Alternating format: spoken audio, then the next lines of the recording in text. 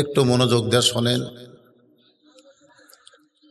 আবু জেহেল বুকের মধ্যে করে নবীকে নিয়ে আসলেন। উটটা তখন মাটিতে বসা, নবীকে পিছনে বসায় দিয়ে আবু জেহেল সামনে বসলেন। বসার পরে উটটাকে ওঠার জন্যে আবু জেহেল চেষ্টা করতেছে, আর ছোট্ট নবীকে বলতেছে আমার কোমর চেপে ধরো, আমার উট খুব জোরে জোরে যায়, তুমি যেন পড়ে না যাও, কারণ উটের ভিড় থেকে পড়ে গেলে তোমার কষ্ট হবে। নবী আবু জেহেলের কোমর চেপে বসে আছে, উটটা মাটিতে বসে থাকে, কিন্তু উটটা আর ওঠে না। আবু জেহেল চাবুক মারা শুরু করলো, তারপরে উটটা ওঠে না। এক সময় লোহার হাতুড়ি থলিয়া থেকে বের করে উটের মাথায় আঘাত করা শুরু করলো। উটের চামড়া কেটে রক্ত দরদর করে পড়ে যায়। উটের মুখ মাটির সঙ্গে লাগায় থাকে, চোখ দা দরদর করে পানি পড়ে, কিন্তু উটটা মাটি থেকে উঠতে চায় না। আল্লাহ রাসূল আবু জেহেলের কোমর ছেড়ে গিয়ে উটের সামনে গিয়ে দাঁড়িয়ে বললেন, উঠ রে, এই মানুষটা তোমার পিঠে চড়ে আসতেছিল, তুমি দৌড়ে দৌড়ে হাঁটতেছিলা, কিন্তু এখন তুমি এত দুর্বল কেন হলে, এত দুর্বল কেন হলে যে আমি ছোট্ট একটা বাচ্চা তোমার পিঠে চললাম, এত মারে চামড়া কেটে রক্ত পড়ে যায়, তারপরে তুমি কেন দাঁড়াও না? উটটা ছোট্ট নবীর দিকে তাকায়া যেন বলতেছিল যে আপনার সামনে থাকবে কেউ আর আপনাকে পিছনে বসাবে, কেউ আপনার সামনে থাকবে আর আপনাকে পিছনে বসাবে। আমি একজন জন্তু জানোয়ার হতে পারে, আমি মরে যাব, কিন্তু জমিন থেকে দাঁড়াবো না। চিন্তা করেন, এটা হচ্ছে রাসূলের মিলাদ। তখন নবী নবুয়ত পায় নাই, ওই সময়ও জঙ্গলের পশু পক্ষীরা আমার নবীকে চিনেছে। জোরে কোন কথা ঠিক কিনা ভাইজান? আমি আস্তে আস্তে খাদিজাতুল কুবরা থেকে নবীর সিরাতের দিকে যাব, এই আয়াতকে সামনে নিয়ে। তো চেয়ারম্যান সাহেব এসেছেন, তাদের সামনে নির্বাচনও আছে, তিনি হয়তো নির্বাচনী প্রচারণায় কোনো জায়গায় যাবেন, তার সংক্ষিপ্ত কথা বলে লা ইলাহা ইল্লাল্লাহু মুহাম্মাদুর রাসূলুল্লাহ সাল্লাল্লাহু আলাইহি সাল্লাম। এখানে আল্লাহ বলতেছেন ইন্নামাল মুমিনুনা আল্লাযীনা, মুমিন কারা? কথার দিকে, আয়াতের দিকে খেয়াল করেন। এতক্ষণ তো মিলাদ থেকে কিছু শুনলেন, এখন সিরাত আসতেছে। আবার মা খাদিজা থেকে কিছু কথা আপনাদের মা বোনদের জন্য। মেয়েরা নাকি নড়াচড়া করতেছে, গরম তো, আর মেয়েরা ওদের ধৈর্য কম। ধৈর্য কম না? হ্যাঁ, ধৈর্য কম। গন্ধম গাছের কাছে কে গেছে? হাওয়া না আদম? হাওয়াই গেছে, বোঝেন না? এরা স্টার জলসা জি বাংলা বন্ধ হয়ে গেছিল, আমি মনে করছিলাম মাশাআল্লাহ আলহামদুলিল্লাহ মোটামুটি আমাদের বউ মেয়েগুলো কি হচ্ছে, ভালো হবে, হবে কি হবে না? আবার শুনলাম নাকি চালু হচ্ছে আবার। তো যাই হোক, মা বোনেরা নড়াচড়া করেন না, আপনাকে আলোচনা আছে ইনশাল্লাহ। এখানে আল্লাহ বলতেছেন মুমিন কারা, ইন্নামাল মুমিনুনা আল্লাযীনা, মুমিন কারা? মুমিনদের তিনটা বৈশিষ্ট্যের কথা বলা হয়েছে। এক নম্বর হলো ইজা যুকিরাল্লাহ, যখন তারা আল্লাহর জিকির করবে, ওয়াজিলাত কুলুবুহুম, তখন তার অন্তরের মধ্যে কম্পন সৃষ্টি হবে। সুবহানাল্লাহ বলে। আমার মাদ্রাসা আছে, এরকম হাফিজি মাদ্রাসা, আজকে যে মাদ্রাসার মাহফিল, এরকম একটা মাদ্রাসা আছে। এনারা দাওয়াত দিবার কাছে, ওনারা দেখছেন আমি ওয়াজ নসিহত করে টাকা পয়সা দিয়ে কী করি, যারা আমার ওখানে যায় তাদের এই ভুলটা ভেঙে যায়। তো আমার এক ছাত্র আছে, আমি অনেক মাহফিলে বলি, নাম আব্দুল্লাহ। নাম কি? আব্দুল্লাহ। ও পেশাব করবার যায় খালি কাশে, এরকম কাশে। তা আমি আমার মোহতামিমকে বললাম, হুজুর পেশাব করতে গিয়ে কাশে, আরে কাশের ওষুধ খাওয়ান। তো মোহতামিম হাসে আর বলে, হুজুর এটা তো সেই কাশ না। তাই বললাম এটা কিসের কাশ? কয় ওকে জিজ্ঞাসা করেন। ও যখন পেশাব শেষ করে বের হয়ে আসলো, আমি বললাম তুই কাশিস কে? বলে হুজুর আমি পেশাব করতে করতে আমার পেশাব যখন শেষ, তখন আমার মনের মধ্যে একটা ধোঁকা হয় যে আরও কিছু পেশাব হয়তো আছে, তখন আমি এরকম কাশি দেই, তো সামান্য এক ফোঁটা বাড়ায়, তা আমার ধোঁকা হয় আরও হয়তো আছে, তখন আবার কাশি দেই, তা আবার কিছু বাড়াই, তারও যখন কাজ দিতে আর বাড়ায় না, তখন পানি খরচ করি, এখন অজু করব। আয়ন আব্দুল্লাহ, তুমি মাত্র 7 বছরের বাচ্চা, এইভাবে পেশাব থেকে পবিত্র হও, পানি খরচ করো, পেশাব নিংড়ানোর পরে ওযু করবা। ছেলেটা আমার দিকে তাকায় বলে, হুজুর আপনি জানেন না, আল্লাহ রাসূল বলেছেন ওই ব্যক্তির কবরে সবচাইতে বেশি আযাব হবে যে পেশাব থেকে পবিত্র হয় না। আপনি জানেন না হুজুর, আমাকে বলতেছেন।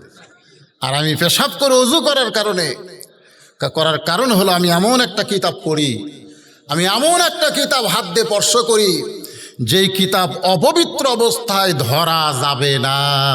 সুবহানাল্লাহ বলেন না কেন? চিন্তা করছেন?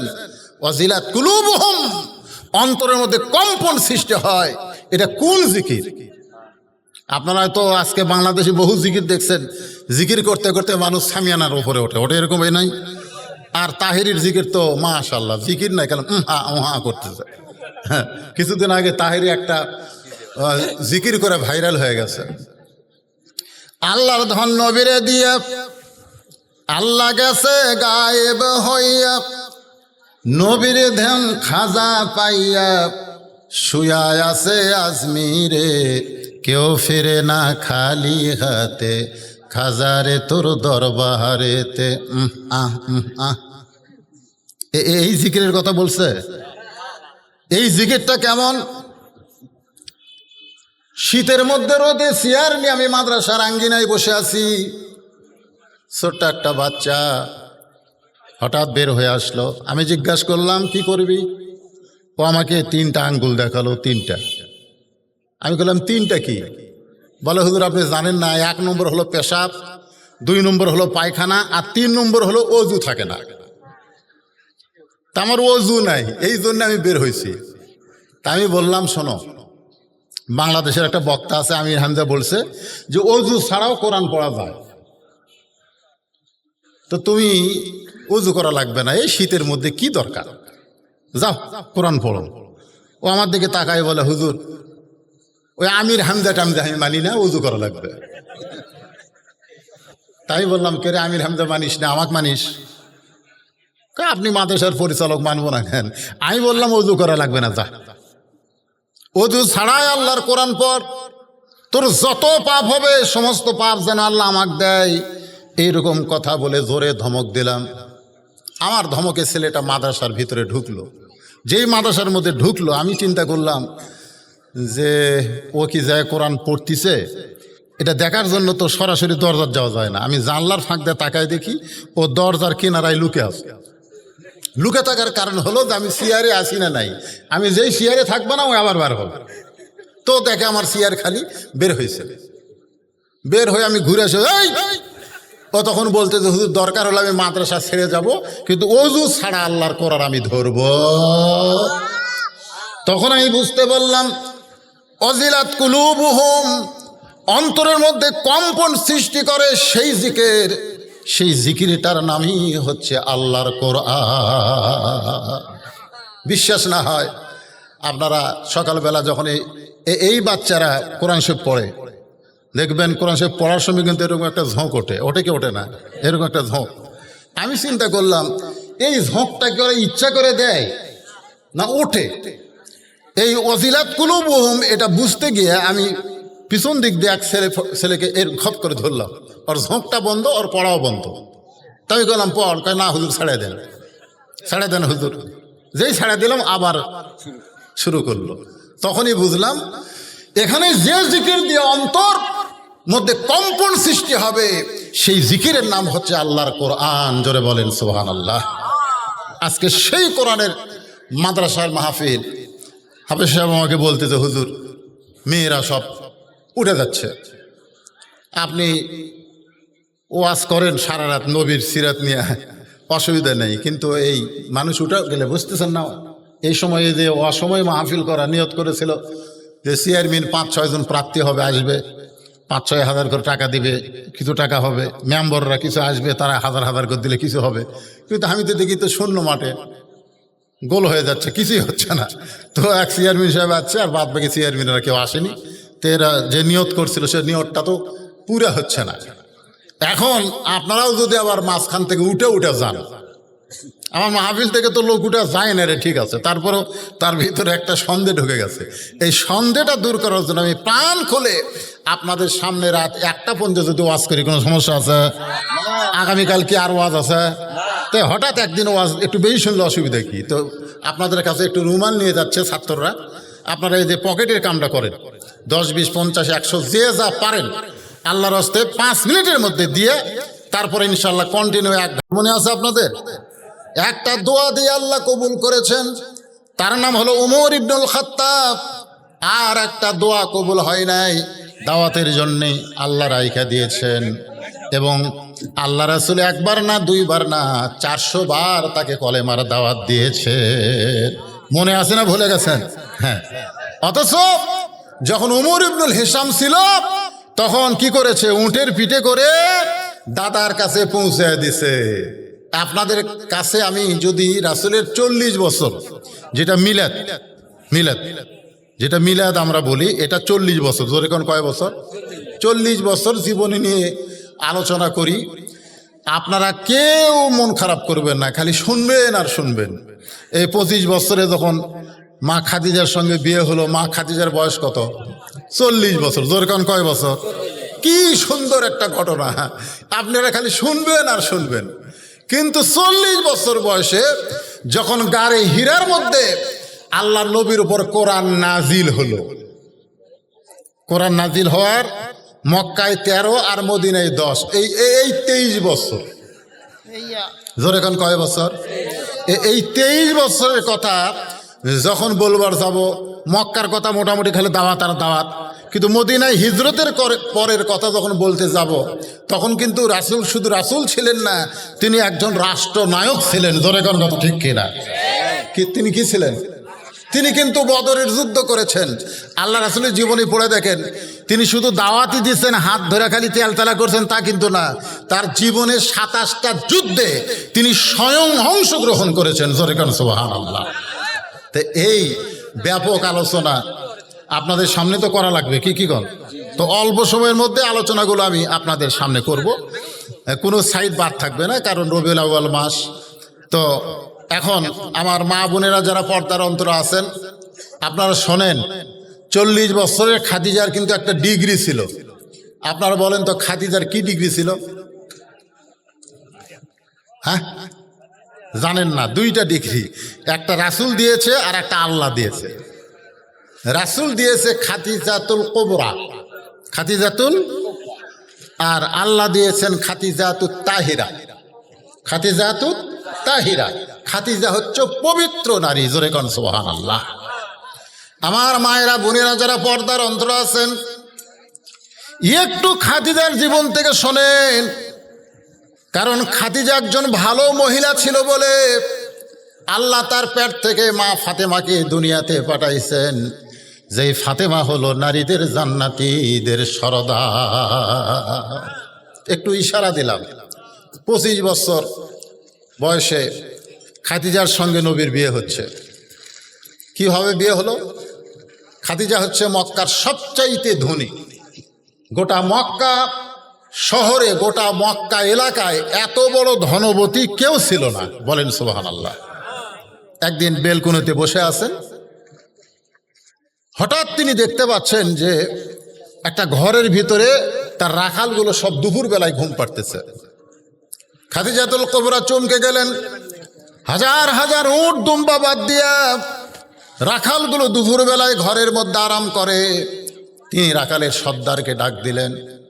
রাখালের সর্দারকে রাগাত্মস্বর জিজ্ঞাসা করলেন, আমার হাজার হাজার উট দুম্বা বাদ দিয়া তোমরা দুপুর বেলায় ঘরের মধ্যে আরাম করো, উট দুম্বাগুলোর খবর কি? রাখালের সর্দার বলে, মালকিন, এমন একজন রাখাল আমরা ভাগ্যগুণ পেয়েছি যে রাখালির চাকরিতে জয়েন করার পরে আপনার উট দুম্বাগুলো সব ভদ্র হয়ে গেছে। রাখাল যদি শাহাদত আঙ্গুলি তুলে বলে উটগুলো খাও, দুম্বাগুলো খাও, তখন খাওয়া শুরু করে। যখন শাহাদত আঙ্গুল তুলে বলে খাওয়া বন্ধ করো, তখন খাওয়া বন্ধ করে। যখন বলো চলো যাই, সঙ্গে সঙ্গে উটের লাইনে উট, দুম্বার লাইনে দুম্বা একেবারে সারিবদ্ধ হয়ে বাড়ির দিকে রওনা দেয়। রাখালের মুখে এই কথা শুনে খাদিজাতুল কুবরা বলে যে জন্তু জানোয়ার রাখালের বাধ্য হয়, এই গাঁজাখুরি কথা তুমি আমাকে বলবা আর আমি বিশ্বাস করব? তখন কিন্তু আমাদের নবী না, আমাদের নবী কিন্তু তখন কয় বছর? 23-25 বছর। জোরে কোন কয় বছর? 25 বছর বয়স। সেই সময় খাদিজাতুল কুবরা বলতেছে রাখালকে যে উট দুম্বাগুলা জন্তু জানোয়ারগুলো একটা রাখালের বাধ্য হয়, এই কথা তুমি বলবা গাঁজাখুরি আর আমি বিশ্বাস করব। রাখালের সর্দার বলে যদি আপনার বিশ্বাস না হয় তাহলে আপনি তদন্ত করতে পারেন, আপনি তদন্ত করেন। রাখালের সর্দারের কথায় খাদিজাতুল কুবরা তদন্ত করতে গিয়ে দেখে উট দুম্বাগুলো সব খাওয়া দাওয়ায় ব্যস্ত, কিন্তু রাখাল দাঁড়িয়ে আছে। রাখালের চেহারার মধ্যে রোদের কোনো চিহ্ন নাই, পাহাড় পোড়া গন্ধ পাওয়া যায়, বালু পোড়া গন্ধ পাওয়া যায়। তো কে যেন ছাতা রাখালের মাথায় ধরে রেখেছে। খাদিজাতুল কুবরা উপর দিকে তাকায় দেখে এক খণ্ড মেঘ আল্লাহ নবীর মাথায় ছায়া হয়ে আছে। খাদিজাতুল কুবরা আশ্চর্য হয়ে গেলেন, এটা কেমন মানুষ, আসমানের মেঘ তার জন্য ছাতা হয়। আর একটু নিকটে গেলেন, নিকটে যাওয়ার পরে নবীকে একটু পরখ করে দেখতে চাইলেন, কিন্তু হঠাৎ একটা বাতাস এসে খাদিজার নাকের মধ্যে ঢুকলো। ওই বাতাসটা নবীর গায়ের সঙ্গে আঘাত করে বাড়ি লেগে খাদিজার নাকের মধ্যে ঢোকার কারণে মেশক আম্বরের সুগন্ধ, এই সুগন্ধ যেন দুনিয়ার কোনো সুগন্ধ নয়, যেন আল্লাহ জান্নাতের দরজা খুলে দিয়েছে। 40 বছরের বিধবা বয়স্ক নারী খাদিজা এক দৌড়ে বাড়ির মধ্যে এসে দরজা বন্ধ করে দিলেন। দাসী বলতেছে মালকিন রাখালকে তদন্ত করতে গেলেন, তদন্তের রিপোর্ট কি? তদন্তের তো একটা রিপোর্ট আছে না নাই? খাদিজা ঘরের ভিতর থেকে বলতেছে তদন্তের রিপোর্ট হলো রাখালের চাকরিকে আমি ক্যান্সেল করে দিলাম, আমি রাখালের চাকরি ক্যান্সেল করে দিলাম। দাসী মূর্খ মানুষ আশ্চর্য হয়ে গেল, এমন খারাপ কিছু হয়তো দেখেছে যার কারণে চাকরি ক্যান্সেল হয়ে গেল। চলে গেল আবু তালেবের কাছে, নবীর চাচার কাছে গিয়ে বলতেছে মুরব্বী কেমনভাবে মানুষ করেছেন আপনার ভাতিজাকে, আজকে রাখালির চাকরি খাদিজা ক্যান্সেল করে দিয়েছে। আবু তালেব চমকে গেল যে আমার ভাতিজা হতে পারে, কিন্তু তার চরিত্রের মধ্যে এমন কিছু নাই যেইটার কারণে তার চাকরি ক্যান্সেল হবে। তিনি মা খাদিজার কাছে এসে দেখেন খাদিজা সুন্দর করে একটা চেয়ার সাজায় বলতেছে চাচা মেহেরবানি করে আপনি চেয়ারে বসেন। আবু তালেব বলতেছে আমার ভাতিজার অপরাধ কি, আমার ভাতিজার কোন দোষের রাখালির চাকরি ক্যান্সেল হলো? খাদিজা বলতেছে রাখালির চাকরি ক্যান্সেল করার কারণ হলো এখন থেকে আপনার ভাতিজা আমার স্বামী হিসাবে বরণ করে নিরা। খাদিজাতুল কুবরা নবীকে স্বামী হিসাবে বরণ করার পরে মক্কার কাফেরেরা খাদিজার জন্য দুর্নাম শুরু করলো। অনেক নেতারা কিন্তু খাদিজাকে বিয়ের প্রস্তাব দিয়েছিল, এমনকি আবু জেহেল, আবু সুফিয়ান, মক্কার বড় বড় যত নেতা ছিল সবাই খাদিজাকে বিয়ের প্রস্তাব দিয়েছিল, কারণ খাদিজা মক্কার সবচাইতে ধনবতী রমণী। ওই নেতাদের প্রস্তাবকে উপেক্ষা করে অনাথ এতিম একটা রাখালকে খাদিজা বিয়ে করেছে। গোটা মক্কার কাফেরেরা তারা বলা বলি শুরু করেছে খাদিজা পাগলি হয়ে গেছে, খাদিজা ঠকে গেছে, খাদিজাকে আবু তালেব ঠকাইছে। এরকম কথা যখন বারবার বলে আবু তালেব একদিন খাদিজার কাছে বললেন মা তুমি নিজের ইচ্ছায় আমার এতিমরে বিয়ে করলে, কিন্তু মক্কার লোকেরা বলা বলি করতেছে তুমি ঠকে গেছো, তুমি পাগলি হয়ে গেছো, আমি নাকি তোমারে ঠকাইছি। আবু তালেব দিকে তাকায় আবু খাদিজা বলতেছে চাচা তাহলে মক্কার নেতাদেরকে একদিন আমার বাড়িতে দাওয়াত দেন। আবু তালেব নির্দিষ্ট তারিখে নেতাদেরকে খাদিজার বাড়িতে দাওয়াত দেওয়া হলো। সমস্ত নেতাদের সামনে খাদিজা বসে বলতেছে ও নেতারা তোমরা নাকি বলা বলি করো আমি আব্দুল্লাহর এতিম পোলাকে বিয়ে করে ঠকে গেছি, আমি নাকি পাগলি হয়ে গেছি। আবু জেহেল বলতেছে বলেছি তো 100 বার বলবো, কারণ আমাদের মতো নেতা খেতা বাদ দিয়া তুমি সাধারণ একজন রাখাল গরিব এতিমকে বিয়ে করলে কেন? খাদিজা বলতেছে আমি তোমাদেরকে 3টা প্রশ্ন করব, তোমরা উত্তর দাও। 1 নম্বর প্রশ্ন হলো তোমরা বলো তো আব্দুল্লাহর এতিম পোলা যে গরিব ছেলেটাকে আমি স্বামী হিসাবে গ্রহণ করেছি তার বংশের দাম বেশি না আমার বংশের দাম বেশি? মক্কার সমস্ত নেতারা আশ্চর্য হয়ে গেল, সবাই মাথা নিচু করে আছে। খাজা আল কুবরা বলতেছে, আমার 1 নম্বর প্রশ্ন, বলো তো তার বংশের দাম বেশি না আমার বংশের দাম বেশি? সমস্ত নেতা বলতেছে, বংশের দিক দিয়ে আব্দুল্লাহর এতিম পোলাই দামি, তোমার বংশের চাইতে তার বংশ উচ্চ বংশ। খাদিজা বলতেছে, তাহলে দেখো 1 নম্বরে আমি জিতে গেলাম, নিম্ন বংশের একটা মেয়ে হয়ে উচ্চ বংশের একটা স্বামী পেলাম। আমার 2 নম্বর প্রশ্ন হলো, তোমরা সত্যি করে বলো আমার চেহারা সুন্দর না আব্দুল্লাহর এতিম পোলার চেহারা সুন্দর? তোমরা সত্যি করে বলবে। এই যে প্রশ্ন করলাম, উত্তরটা কি একটু চিন্তা করে দাও। সমস্ত নেতারা মাথা নিচু করে বসে আছে। খাদিজা বলতেছে, মাথা নিচু করে বসে থাকলে হবে না, উত্তর দাও। আবু জেহেল বলতেছে, খাদিজা তোমার চেহারার কথা কি বলবো, কারণ তোমার 40 বছর বয়স, তুমি বিধবা। দুনিয়ার এমন কোন পুরুষ মানুষ আজ পর্যন্ত আমি নিজের চোখে দেখি নাই যে আব্দুল্লাহর এতিম পোলার চাইতে সুন্দর হতে পারে। আমার মনে হয় গোটা পৃথিবীর ভিতরে আব্দুল্লাহর এতিম পোলা সব চাইতে সুন্দর মানুষ। খাদিজা বলতেছে, তোমরা বলতেছো আমি ঠকে গিয়েছি, এখন বলো তো আমি একজন কোন সুন্দরী মেয়ে মানুষ দুনিয়ার সর্বশ্রেষ্ঠ সুন্দর একজন স্বামী পেলাম, এই হিসাবে আমি জিতে গেলাম না ঠকে গিয়েছি? আমার 3 নম্বর প্রশ্ন হলো, আমি এখন তোমাদের কাছে বলবো আমার বয়স বেশি না আব্দুল্লাহর এতিম পোলার বয়স বেশি? সমস্ত নেতারা বলতেছে, তোমার বয়স হলো 40 বছর আর আব্দুল এতিম পোলার বয়স হলো মাত্র 25 বছর।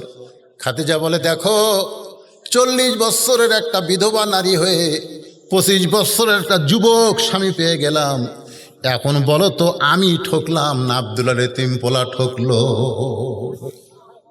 সমস্ত নেতারা বলতেছে, চলো যাই, চলো যাই। আসলে খাদিজা ঠকে নাই, খাদিজা জিতে গেছে। জোরে কোন সুবহানাল্লাহ। সেই খাদিজার পেট থেকে আল্লাহ নবীর মাধ্যমে 60টা সন্তান আল্লাহ দুনিয়াতে দান করেছেন। ওই 25 বছরের যুবক 40 বছরের মহিলাকে বিয়ে করার পরে আল্লাহ তার পেট থেকে 60টা সন্তান দিয়েছে। তার মধ্যে 3টা হলো ছেলে আর 4টা হলো মেয়ে। 3টা ছেলে তৈয়ব তাহের, আর একটা হলো কাসেম, আর একটা হলো কাসেম। রাসূলের সর্বসাকুল্যে ছেলে হচ্ছে 4টা। ধরে কোন কয়টা? 4টা ছেলে, একটা হলো তৈয়ব, একটা তাহের, একটা কাসেম। এই 3টা ছেলে মা খাদিজার পেট থেকে হয়েছে। আর একটা ছেলের নাম হলো ইব্রাহিম। এই ইব্রাহিমটা হয়েছে মারিয়া কিপ্তিয়ার পেট থেকে। আর মা খাদিজার পেট থেকে 4টা কন্যা সন্তান হয়েছে। একটা হলো কুলসুমা, একটা হলো জয়নাব, একটা হলো রোকেয়া, আর একটা হলো খাতুনে জান্নাত ফাতেমা তো জোহরা। জোরে কান সুবহানাল্লাহ। আল্লাহ রাসূলের মিলাদ নিয়ে আমি কিছুক্ষণ আপনাদের সামনে আলোচনা করলাম। আল্লাহ রাসূল এক সময় হীরা গুহার মধ্যে ঢুকলেন। আল্লাহ পাক আমাকে কয়েকবার ওই গুহার মধ্যে যাওয়ার তৌফিক দিয়েছেন। আশ্চর্য হবেন, ওই গাড়ি হীরার মধ্যে নবী একাধারে 3.5 বছর পর্যন্ত সাধনা করেছে। ধরে কান সুবহানাল্লাহ। 3.5 বছর পর্যন্ত নবী এক জায়গায় ছিলেন, যে পাহাড়টা মাটি থেকে 2600 ফুট উপরে ওই গর্ত।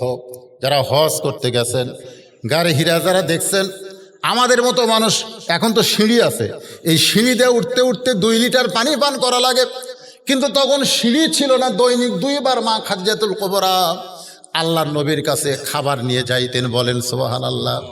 3.5 বছর নবী সেই গাড়ি হীরার মধ্যে সাধনা করলেন। সাধনা করার পরে নবীর বয়স যখন 40 হয়ে গেল, দুনিয়ার বয়সের কথা বলতেছি আমি, কিন্তু দুনিয়ার বয়সের কথা বলতেছি। আসলে আমাদের নবীর বয়স কত, এটা নবী কিন্তু একদিন আজরাইলকে, আপনি জিবরাইলকে জিজ্ঞেস করেছিলেন। এটা হাদিসের মধ্যে রয়েছে। মানে আল্লাহ রাসূল ঘরের মধ্যে আছেন, ইতিমধ্যে ফেরেশতা জিবরাইল তো দাহিয়াতুল কালবি মানুষের সুরতে নবীর কাছে আসতেন। এসে সালাম দিলেন, আসসালামু আলাইকুম ইয়া রাসূলুল্লাহ, আমি একটা আপনার কাছে যেতে চাই।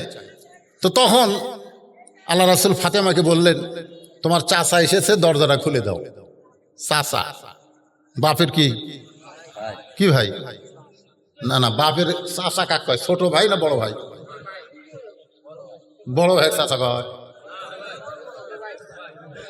আপনাকে জায়গায় মনে হয় বড় বড় জেঠা হয়, বড়গুলো জেঠা কয়।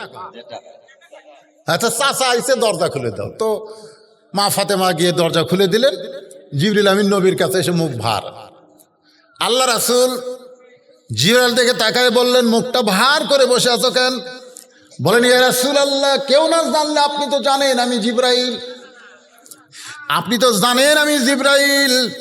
বাবা আদম থেকে আপনি পর্যন্ত যত নবী দুনিয়াতে আইছে, আমি সকলের কাছে আল্লাহর কাছ থেকে ওহী নিয়ে নাজিল হয়েছি।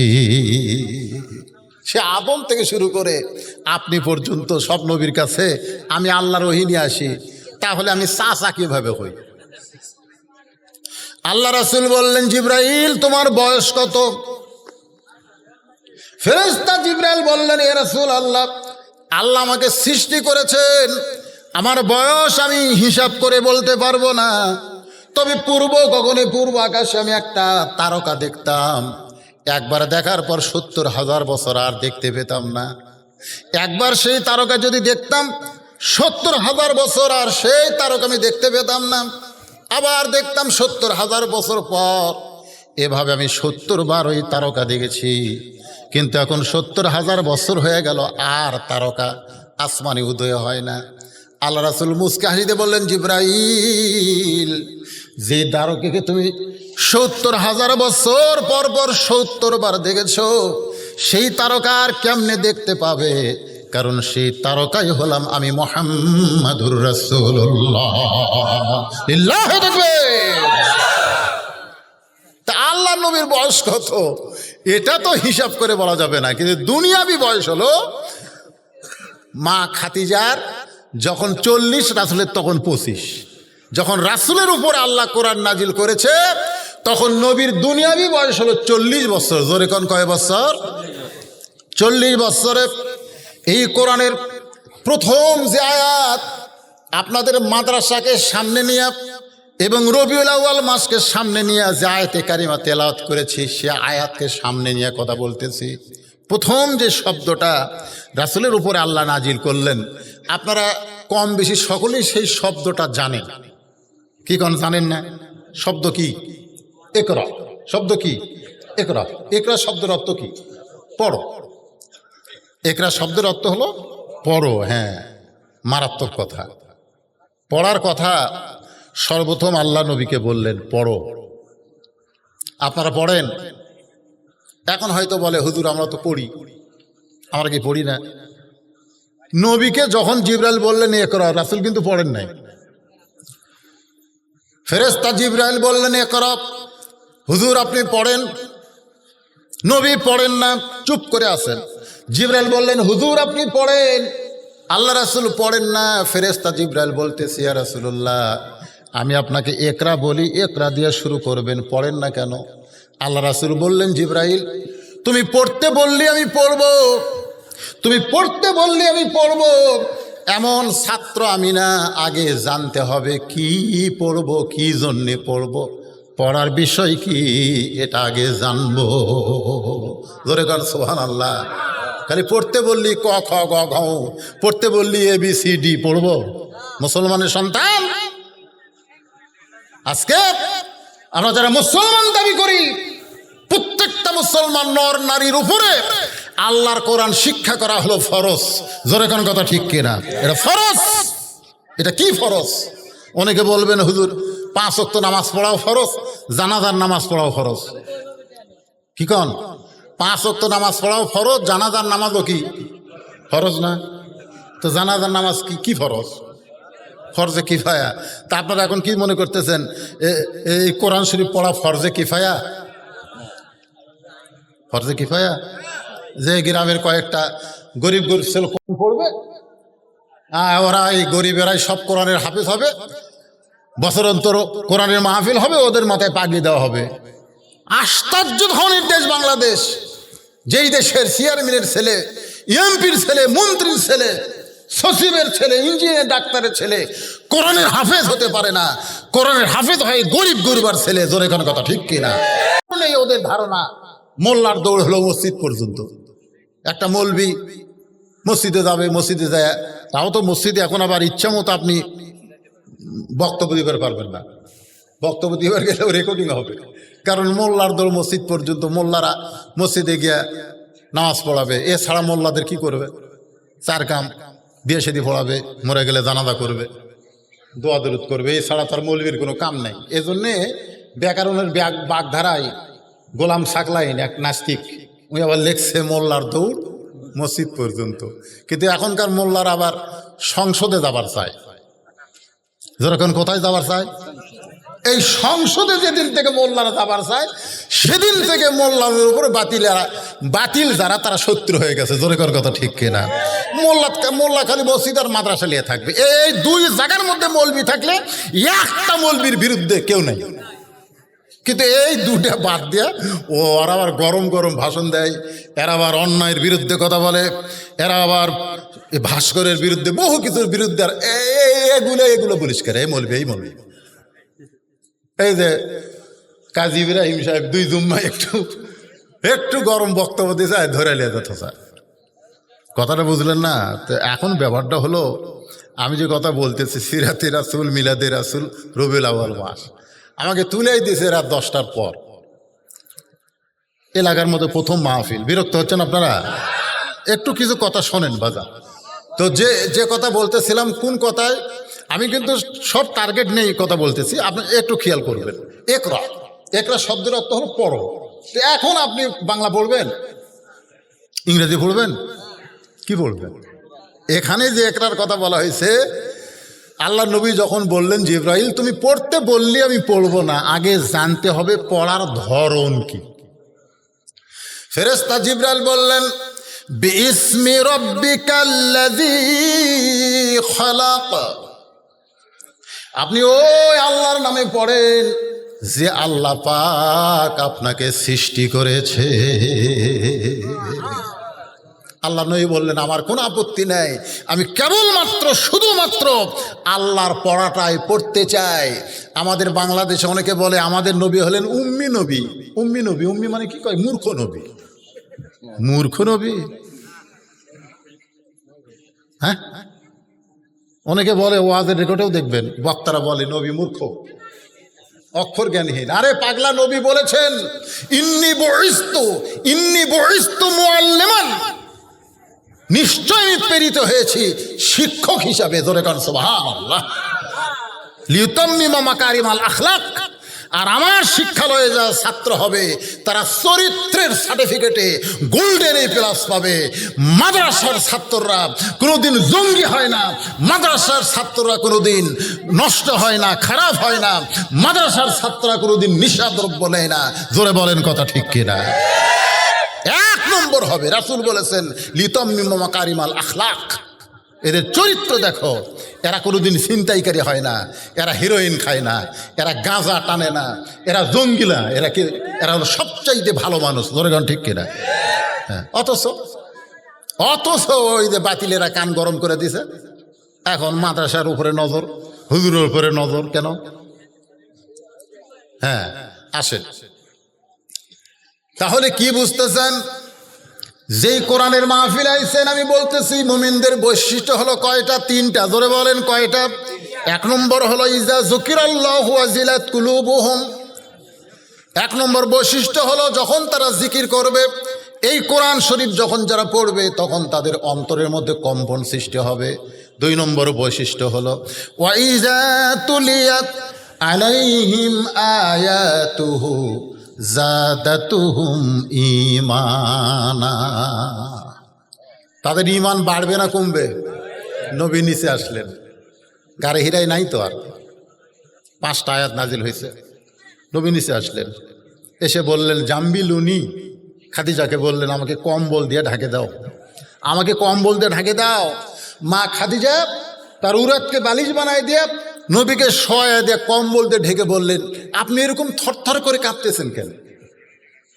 আল্লাহ রাসূল বললেন খাদিজা, বিশাল একটা দায়িত্ব আল্লাহ আমাকে অর্পণ করেছেন, বিশাল একটা দায়িত্ব অর্পণ করেছেন। বিশাল দায়িত্বটা কি শোনেন একটু মনোযোগ দিয়ে।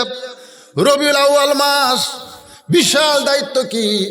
আমি কোরআন পড়বো, খতম দেব, প্রতি অক্ষরে 10টা করে নিগি পাবো, অসুবিধা তো নাই। আমি রমজান মাসে 3 খতম দেই। আমি প্রতিদিন সূরা ইয়াসিন পড়ি, সূরা মুলুক পড়ি, সূরা রহমান পড়ি, সূরা ওয়াকিয়া পড়ি, কোনো সমস্যা নাই। তাহলে রাসূল থরথর করে কাঁপেন কেন? কি জন্যে কাঁপেন? ওয়াইজা তুলিয়াত আলাইহিম আয়াতুহু যাদাতুহুম ঈমানান, তেলাওয়াত করলে ঈমান বেড়ে যাবে। কেমনে ঈমান বাড়বে এই বিষয়টা মুসলমান হিসাবে আমাদের জানার দরকার আছে না নাই? আছে না নাই? আগডম বাগডম ঘোড়াডম সাজে, ঢাক ঢোলক ঝাঁঝর বাজে, চলতে চলতে গেল ঢুলি, ঢুলি গেল কমলা ফুলি। এই মিথ্যা পড়ানোর পরে মাস গেলে 35,000 টাকা বেতন পায়। একতলা প্রাইমারি এখন 4 তলা হয়। 90% মুসলমানের দেশে একটা মুসলমান সাথে না, একটা মুসলমান সাথে না। কি আইরে আই টিয়ে নায়ে ভরা দিয়ে না নিয়ে গেল বোয়াল মাছে, তাই না দেখে ভোদর নাচে। ওরে ভোদর সরে যা, কি সব। আরে কেউ না হলেও তা আওয়ামী লীগ এই কবিতার দাদি হওয়া দরকার। এমন একটা খারাপ কবিতা, আইরে আই টিয়ে নায়ে ভরা দিয়ে না নিয়ে গেল বোয়াল মাছে। তো বোয়াল মাছ যদি নৌকালিয়া যায়, চেয়ারম্যান সাহেব কেমনে দাঁড়াবে? জোরে ঘর কথা ঠিক কিনা? এমন একটা মিথ্যা কবিতা পড়াচ্ছে, আগডম বাগডম। একদম বাগডম দুর্গা পূজার, জোরে কোন কথা ঠিক কিনা? একদম বাগডম। এইগুলো আমাদের ছোট ছোট মাসুম বাচ্চাদেরকে শিক্ষা দিচ্ছে, ওদেরকে মাস গেলে 35,000 টাকা বেতন দেয় এই সরকার। আর যারা ইকরা বিসমিকা ইকরা বিসমি রাব্বিকাল্লাযী খালাক, এই আল্লাহর কোরআন যারা শিক্ষা দিচ্ছে, সেই মাদ্রাসাগুলো ছায়া চিন্তা চলার লাগতেছে এই 90% মুসলমান দেশে। জোরে কর কথা ঠিক কিনা? আফসোস, আফসোস। আল্লাহ বললেন ওয়াইজা তুলিয়াত আলাইহিম আয়াতুহু যাদাতুহুম ঈমানা, তোমার ঈমান বেড়ে যাবে। ঈমান কেমনে বাড়বে? খালি বলছে করোনা ধরবে, মুখে মাস্ক পরো। ও যে এক ভাই পরে আছে, অসুবিধা নাই, পরে। আমার মসজিদের মধ্যে ঢুকতেছে, দরজা আল্লাহুম্মা আফতাহ লি আবওয়াব রাহমাতিক, ডান পাও দিয়ে ঢুকতেছে, মুখত মাস্ক। আমি বললাম ভাইজান আপনি কি কোরআন পড়েন? বলে হুজুর পড়ি তো। আল্লাহ কোরআনে বলেছেন ফালিয়াবুদু রাব্বা হাযাল বাইত আল্লাযী আত'আমাহুম মিন জু'ইন ওয়া আমানাহুম মিন খাউফ। এর অর্থ কি? আপনি যে ডান পাও দিয়ে ঢুকলেন, আল্লাহুম্মা আফতাহ লি আবওয়াব রাহমাতিক বলতেছেন, আর কাতারে চিহ্ন দিয়েছেন যে 1.5 ফুট পর পর একজন করে দাঁড়ান। এর মধ্যে দাঁড়ান যাবে না, তো একটা লাল দাগ দিয়ে দিছে, ওটি একজন, এটি একজন, এটি একজন, আর মুকুট মাস্ক। তাহলে এই আয়াতের অর্থটা কি? ঈমান যে বাড়বে কোরআন তেলাওয়াতের কারণে, আয়াতের অর্থ কি? অর্থ তো আমি জানি না। তো এই সূরা কি আপনি পড়তে? তা পারি, এটা দিয়ে তো নামাজ পড়ি। তো এটা দিয়েই নামাজ পড়েন, মুখে মাস্ক পড়ছেন, 1.5 ফুট ফাঁক হয়ে দাঁড়াবেন, কিসের ভয়ে?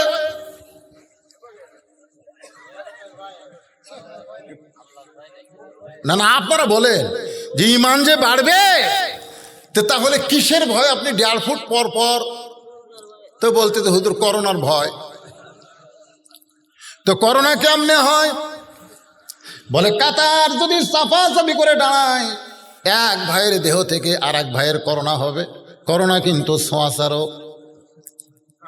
আমি বললাম ভাইরে, যদি তুমি মুসলমান হও, তোমার যদি ঈমান থাকে, তাহলে করোনা ছোঁয়াচারক বলার সঙ্গে সঙ্গে তুমি বেঈমান হয়ে যাবে, বেঈমান হয়ে যাবে। আল্লাহ রাসূল বলেছেন ছোঁয়াচে বলে কোনো রোগ নাই। আচ্ছা, ছোঁয়াচে যদি রোগ হয় করোনা, তাহলে সর্বোত্তম যার করোনা হচ্ছে ওই কার সাথে ঘুরছে?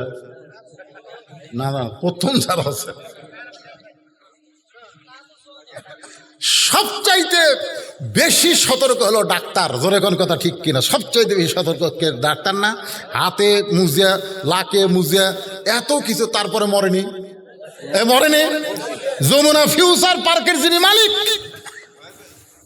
তিনি করোনা যেদিন বাংলাদেশের নাম হয়েছে সেদিন থেকে কারোর সঙ্গে মিলামিশা করেনি, কথাবার্তা বলেনি, কোনো মানুষকে তার কাছে যাবার দেয়নি, অথচই করোনা হয়ে মরছে। অথচ বাংলাদেশের একটা ভ্যানওয়ালা কোনোদিন মুখে মাস্ক পরেনি, সারাদিন ঘুরিছে, একটা ফকির গোটা এলাকা ভিক্ষা করে খাচ্ছে, কোনোদিন করোনা ধরেনি। জোরে গান কথা ঠিক কিনা? তো তাহলে কি হিসাবে সবচাইতে আগে এই ফকিরেরা মরা দরকার, এর ঘোরে বেশি।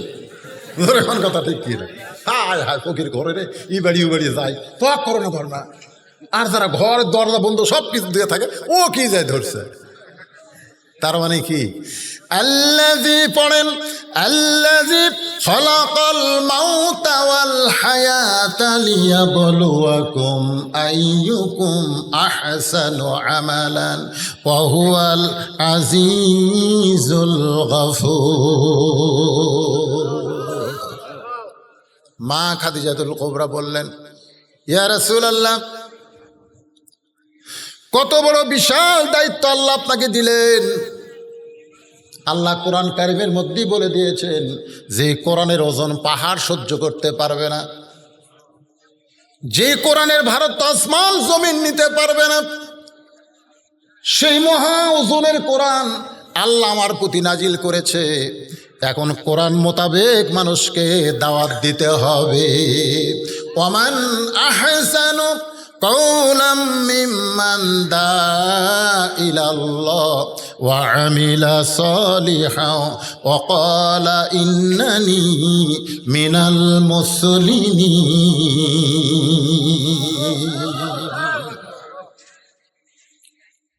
শুরু হয়ে গেল দাওয়াতের কাজ। গভীর রাত্রে নবী আমার কলেমার দাওয়াত দেন।